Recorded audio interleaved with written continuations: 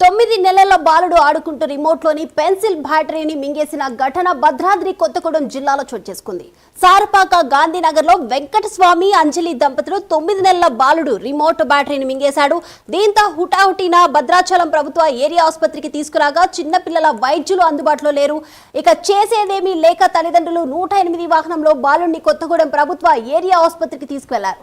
భద్రాచలం ప్రభుత్వ ఏరియా ఆసుపత్రిలో 5 చిన్నపిల్లల వైద్యులు అందుబాటులో ఉండాల్సి ఉండగా ఒక్కరు కూడా లేకపోవడంతో బాబు తల్లిదండ్రులు ఆగ్రహం వ్యక్తం చేస్తున్నారు.